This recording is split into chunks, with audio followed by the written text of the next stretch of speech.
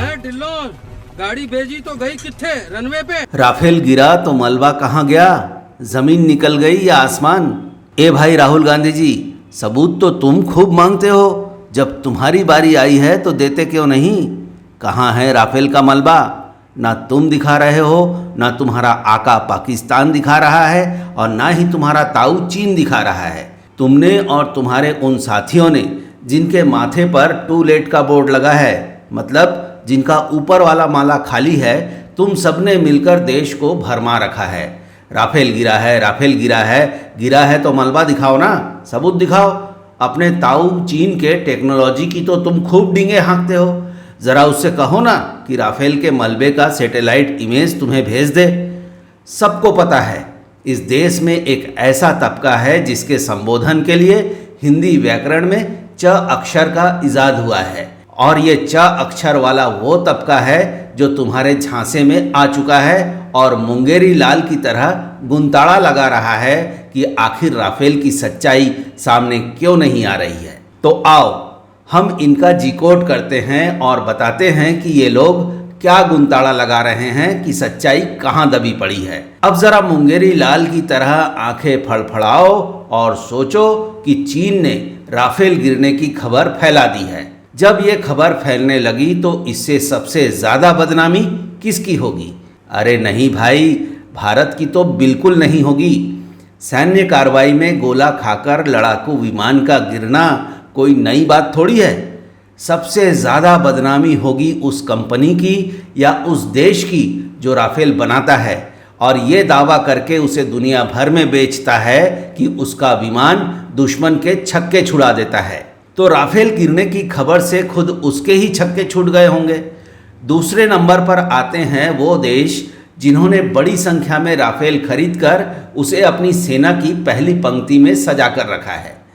अब जब दुनिया को ये पता चल जाएगा कि राफेल को तो मार कर गिराया जा सकता है, तो उन देशों का क्या हाल होगा? क्या उनके दुश्मन अब उनसे डरेंगे कि भाई इससे मत उलझो, इसके पास तो राफेल है? एकदम नहीं डरेंगे। उल्टे कहेंगे कि भेज तेरा राफेल, देखते हैं उसमें कितना दम है। तो राफेल बनाने वाला देश और वो देश जो बड़ी संख्या में राफेल खरीद चुके हैं, सबसे ज़्यादा फजीहत तो उन्हीं की होगी ना। तो जब ये अफवाह उन तक पहुंची कि पाकिस्तान ने भारत के राफेल मार गिराए हैं, तो भारत और पाकिस्तान से पहले इन्हीं देशों का स्थान विशेष सूख नहीं गया होगा। तो राफेल बनाने वाला देश और बड़ी संख्या में राफेल खरीदने वाले देश तुरंत सक्रिय हुए होंगे। इन देशों ने मिलकर पाकिस्तान से कहा होगा, ये भाई तू राफेल मार गिराने की बात किसी को मत बताना, हम तुझे आर्थिक मदद भी देंगे और तेरे सेना नायक को सम्मान भी देंगे, तू हमसे इनाम ले ले और अपना मुंह बंद रख। दाल आटे का मोहताज पाकिस्तान इस ऑफर को ठुकराने की स्थिति में तो कतई नहीं है। तो पाकिस्तान ने खुशी खुशी वादा कर लिया कि चलो ठीक है, तुम सब इतना कुछ कह रहे हो तो बदले में हम भी वादा करते हैं कि अब अपने मुंह से राफेल का नाम भी नहीं लेंगे। इस तरह राफेल बनाने वाला देश और बड़ी संख्या में राफेल खरीद चुके देशों को पाकिस्तान ने अफवाह से ब्लैकमेल कर लिया। अब जब पाकिस्तान को बैठे ठाले आर्थिक फायदा हो रहा है और बड़े बड़े देश उससे मिन्नतें कर रहे हैं, तो इस स्थिति के लिए पाकिस्तान के सेना प्रमुख को सम्मानित करना तो बनता है ना। तो पाकिस्तान ने अपने सेना प्रमुख को फील्ड मार्शल बना दिया। पूरी दुनिया ने अच्छी तरह से देखा है कि भारत ने पाकिस्तान में कितनी तबाही मचाई है। हर कोई अच्छे से जानता है कि ऑपरेशन सिंदूर में पाकिस्तान की हार हुई है। इसके सबूत दुनिया के सभी देशों ने देखा है। बावजूद जब एक ऑपरेशन में हारे हुए देश के सेना प्रमुख को फील्ड मार्शल बनाया गया तो किसी देश ने चूं तक नहीं किया, क्योंकि ये सब तो उसी गुप्त समझौते के तहत हो रहा था। उल्टे पाकिस्तानी सेना प्रमुख को फील्ड मार्शल बनाए जाने पर अलग अलग देशों ने उन्हें बुलाकर उनका सम्मान किया, जिनमें अमेरिका भी शामिल है। अब बात करते हैं कांग्रेस के ताऊ चीन की। तो राफेल मार गिराने की खबर फैलाने में चीन सबसे आगे था। चीन साबित करना चाहता था कि राफेल दमदार नहीं है, क्योंकि चीन अपने बनाए लड़ाकू विमान को ज़्यादा अच्छा बताकर अंतर्राष्ट्रीय बाजार में अपना गुडविल बनाना चाहता था, अपनी साख बनाना चाहता था। पर उसकी चाल पहले ही उल्टी पड़ चुकी थी। सब लोग जानते हैं कि चीन पाकिस्तान को हथियार और गोला बारूद मुहैया कराता है और तुर्की भी ऐसा करता है। तो भारत के साथ लड़ाई में चीन और तुर्की के गोला बारूद और ड्रोन एकदम फेल हो गए। भारत के एंटी मिसाइल डिफेंस सिस्टम ने चीन और तुर्की के मिसाइलों और ड्रोन्स को हवा में ही गायब कर दिया। भारत के लोगों को रामायण और महाभारत सीरियलों की याद आ गई, जिसमें एक योद्धा तीर चलाता था और दूसरा उसके तीर के जवाब में ऐसा तीर चलाता था कि पहले वाले का तीर हवा में ही गायब हो जाता था। तो चीन और तुर्की का यही हाल हुआ और इसी से बौखलाकर चीन ने राफेल गिरने की अफवाह फैलाई और पाकिस्तान की चांदी कट गई। हारने के बाद भी उसे सम्मान मिला, उसके सेना प्रमुख को फील्ड मार्शल बनने का मौका मिला। इतना ही नहीं, आतंकवाद को पनाह देने वाला देश होने के बाद भी IMF और वर्ल्ड बैंक से उसे लोन मिलने का किसी ने विरोध भी नहीं किया। उल्टे पाकिस्तान को 1 महीने के लिए सुरक्षा परिषद का अध्यक्ष बना दिया गया। ऊपरी माले पर टूलेट का बोर्ड लगे लोगों का ये गुंताड़ा राहुल गांधी और उसके साथी समझ ही नहीं पा रहे हैं। वरना आप खुद सोचिए ना कि दुनिया का एक एक कोना आज सैटेलाइट की नजर में है। ऐसे में राफेल विमानों का मलबा अगर होता तो क्या वो सैटेलाइट इमेज से बच गया होता? और क्या चीन अब तक उस सैटेलाइट इमेज को लहरा लहरा कर प्रसारित नहीं कर रहा होता?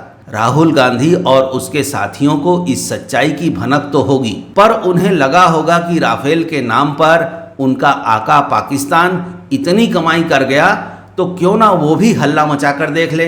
हो सकता है उन्हें चुप कराने के लिए उनकी झोली में भी कुछ डाल दिया जाए। इसी चक्कर में राहुल गांधी ने भरी लोकसभा में अपनी दादी के नाम को भी दांव पर लगा दिया।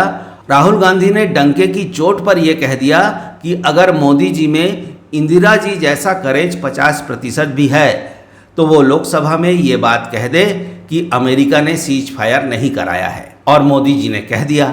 बिना ट्रंप का नाम लिए उन्होंने साफ साफ कह दिया कि दुनिया के किसी भी देश के किसी भी राजनेता ने सीज फायर के लिए भारत से कुछ नहीं कहा था। पर हैरानी यहाँ भी है कि वही टूलेट का बोर्ड लगे वाले लोग ये कहने लगे हैं कि मोदी ने ट्रंप का नाम नहीं लिया। अरे भाई, बिना ट्रंप का नाम लिए कहा तो जा रहा है कि दुनिया के किसी भी देश के किसी भी राजनेता ने सीज फायर नहीं करवाया है, तो ट्रंप क्या इस दायरे से बाहर है?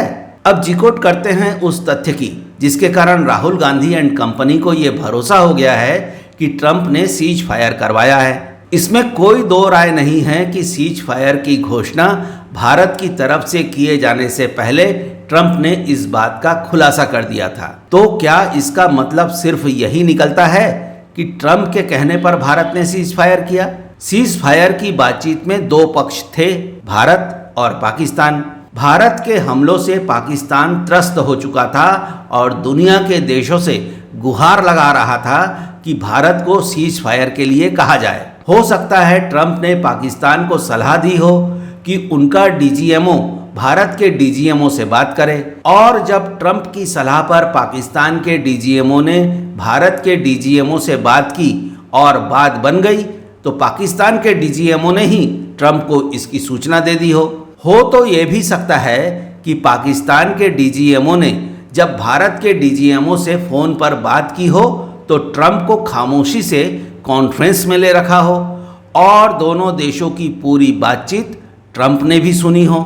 इस तरह से अगर ट्रंप ये कह रहे हैं कि उन्होंने सीज फायर करवाया है तो वो झूठ कहाँ बोल रहे हैं? इस पक्ष का विचार किए बिना भारत के प्रधानमंत्री भारत की लोकसभा में ये कैसे कह सकते हैं कि ट्रंप झूठ बोल रहे हैं?